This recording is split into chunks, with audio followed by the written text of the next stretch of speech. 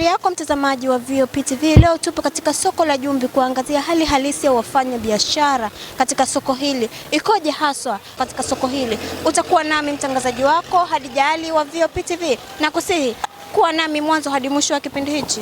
Kwa jina naitwa Razina, lakini kwa umaarufu wangu wafanya biashara wamenizoea kwa jina la Odo. Odo ndio umaarufu wangu. Mimi ni mfanyabiashara wa soko la Jumbi, ni mfanyabiashara wa miogo ya bara ambayo tunatoa miogo Tanga kuleta Unguja.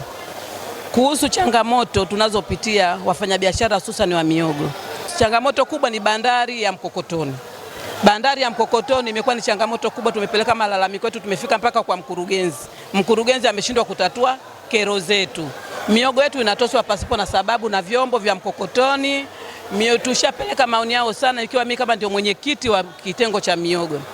Tumefika paka kwa mkurugenzi, tukaenda paka Mkokotoni, hilo shida ameshindwa kutatua. Tumeenda ZDMA wameshindwa. Mkuu wa bandari wa Mkokotoni ameshindwa hizo changamoto. Miogo kutoswa baharini, vyombo kuzama pasipo na sababu maalumu. Vyombo vya Mkokotoni hususani vingi ni vibovu. Tukija kuhusu soko letu la Jumbi, tunashukuru Mungu, biashara ipo. Lakini kuna changamoto moja tu ya kuhusu kuhamishwa. Unajua unapohamishwa sehemu moja kwenda nyingine, hata kama ni hapa mzunguko, unakuwa unapoteza wateja wako. Sisi soko tumepewa na mkuu wa wilaya, tukakabidhiwa maeneo yetu na mkuu wa wilaya, lakini unakuta siku mara leo kaeni nje, mara leo kaeni ndani. Hii inatuletea ugumu wafanyabiashara wa soko letu hili la miogo. Unapokaa mteja wako umepointi pale, akija anakutafutia pale. Lakini unapomhamisha mfanyabiashara, unampotezea wateja na kumrudisha nyuma kimaendeleo. Hizo ndo changamoto zetu kubwa. Na jengine labda changamoto zetu kubwa kuhusu soko letu hili banda letu. Hili banda letu linavujisha. Yaani soko letu hili ukitazama kwa juu utakuta maji yanatiririka. Kwa hiyo tulikuwa tunaomba uwezekaji huu unatufelisha sana, mizigo yetu inaingia maji na roa. Kwa hiyo kama kuna urekebishaji mmoja wapo wa kwanza, kurekebishwe juu ambako ndo kunakoingilia maji. Maji hayapiti kwa ndani, maji ni upepea wa juu ambao unaingia maji. Lakini kwa changamoto zingine tunaenda sawa, tunashukuru alhamdulillah. Jina naitwa Ali Ndameali, mzaliwa wa mjini Zanzibar.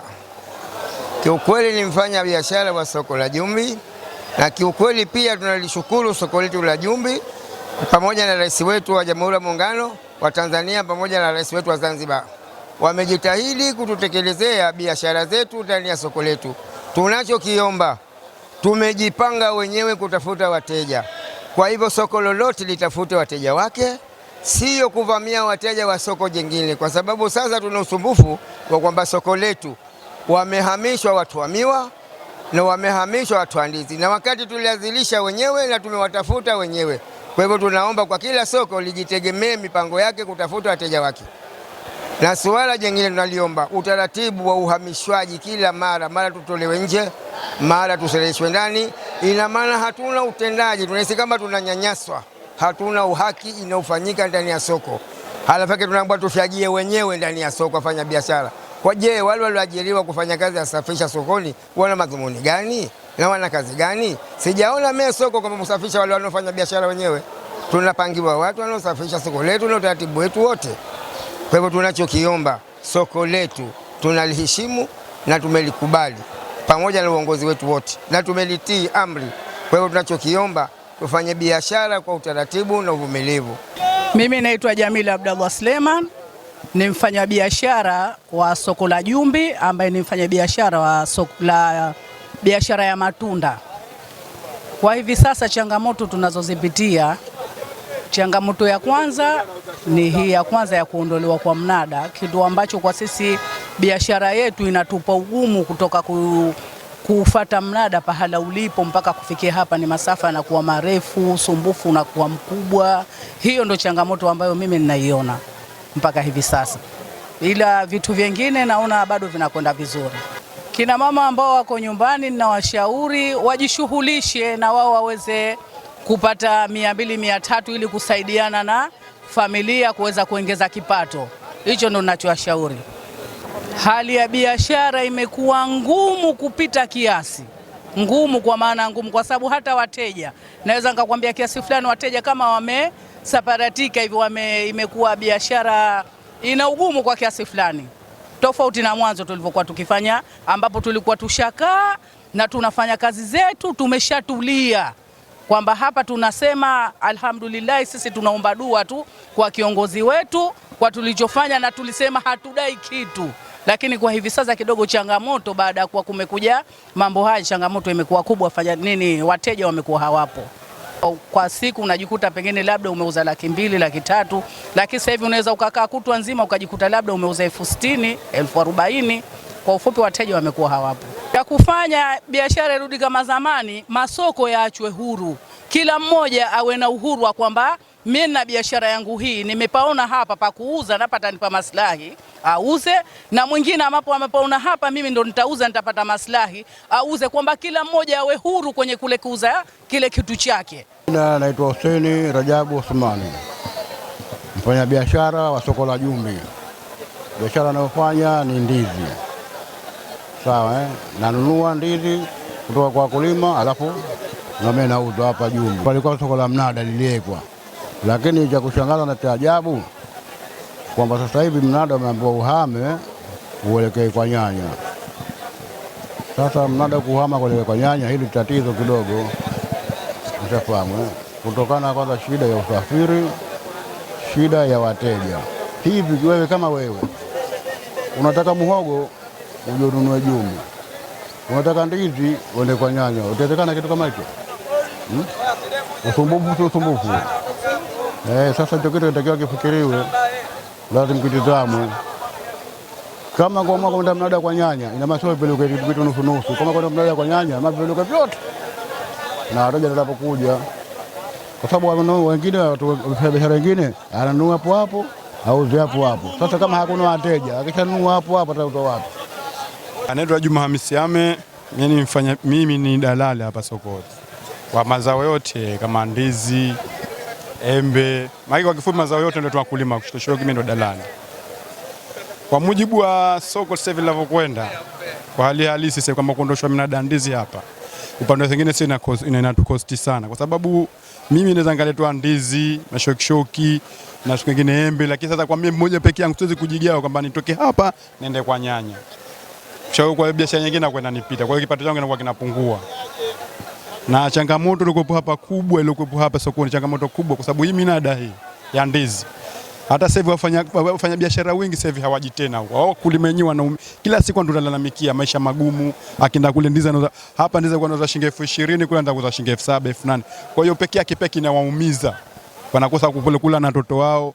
Sasa kuna kulima wengine sasa hawaleti ndizi kwa mpaka mambo yatulie, kwa sababu wanaumia sana kulima. Na hiyo ndio changamoto kubwa iliyokuwepo. Palikuwa pazuri tu, watu wanafanya biashara zao nzuri, na Mheshimiwa Rais alikuja pale akatuambia kwamba soko la mnada Jumbi, na tulikuwa tushakubali matokeo. Watu wote hamna mtu aliyopeleka malalamiko kama gumu, hata kama biashara inakuwa ngumu na kwa hali ya kawaida. Tunajua biashara leo ngumu ndio kipato kilivyo, lakini tokea changamoto hizi hapa pamekuwa pagumu zaidi kwa upande wetu sisi wakulima sana. Maana mtu anguja ndizi moja akapeleke, atoke nayo hapo ndizi moja apeleke kule, nauli inakuwa mara mbili. Kwa hiyo ndizi moja hailipi, kwa inakuwa ni hasara. So ombi langu mimi la serikali ni kubwa, watupe uhuru wa biashara. Haya ni masoko yote ya serikali. Kwa hiyo na madamu tujengea sisi wananchi, watupe uhuru wa biashara. Mtu afanye biashara anakopataka, wasitupangie leo uende wapi kesho uende wapi. Anapopataka mtu afanye biashara. Hilo ndio ombi langu kubwa kwa serikali, ndio naliomba. Mtazamaji wa VOP TV, tumepata bahati ya kwenda kuzungumza na mkuu wa soko la Jumbi kutoa ufafanuzi wa hali halisi na mwenendo wa soko la Jumbi. Tuende tukazungumze naye. Majina naitwa Salama Abdallah Msham, ni property officer soko la Jumbi.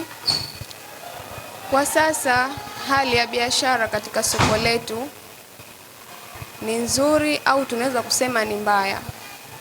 Kipindi kulipokuwa na mnada soko la Jumbi, hususan mnada wa ndizi, kulikuwa kuna amount kubwa ya watu ambao wanakuja kufanya manunuzi, kwa hata wafanyabiashara wa bidhaa nyingine, nafaka na viungo vya mchuzi walikuwa wakiuza tu vizuri. Lakini tangu kuondoshwa mnada kumekuwa na changamoto kubwa kwa wafanyabiashara wa ndani wa nafaka pamoja na viungo vya mchuzi, hata au wafanyabiashara waliokuwa nje wa matunda, kutokana na movement ya watu imepungua sokoni. Kwa hiyo swala hili limetuathiri kwa upande fulani, maana hata malipo ya kodi kwa wafanyabiashara imekuwa ni changamoto. tunagombana, tunafungiana maduka. Lakini awali ilikuwa hiyo changamoto haipo, watu wanalipa on time. Kama wanavyosema wafanyabiashara kwamba kuna changamoto ya kuhamishwa. Leo wapo soko hili, kesho lipo soko hili, kesho wapo soko hili. Kwa hii inawaathiri sana, hususan kwa wafanyabiashara ambao hawana watu maalum wa kufanya manunuzi. Kwa sababu hapa sokoni unakuta mfanyabiashara ana wanunuzi wake maalum na kuna wale wapita njia. Kwa kuhamishwa kwa minada au kuhamishwa kwa wafanyabiashara, leo soko hili, kesho soko hili, kesho soko hili, linawaathiri kwa upande wa kupata wanunuzi wale wapita njia. Kikubwa wafanyabiashara na washauri kwamba wavute subra na waadapti mazingira, kwa sababu Mheshimiwa Rais amejenga masoko kwa lengo la kuwasaidia wafanyabiashara pamoja na wananchi wengine ambao wanahitaji bidhaa sokoni. Kwa hiyo kila soko linatakiwa lifanye kazi na liingize na lirejeshe kile kiwango ambacho kimetumika kujenga soko. Kwa kikubwa ni kuvuta subra na kuadapti mazingira. Tembelea YouTube channel yetu VOP Online TV kwa habari moto moto. Subscribe kisha bonyeza alama ya kengele ili kuwa wa kwanza kupata taarifa zetu. Usisahau kulike, kucomment na kushare. VOP Online TV.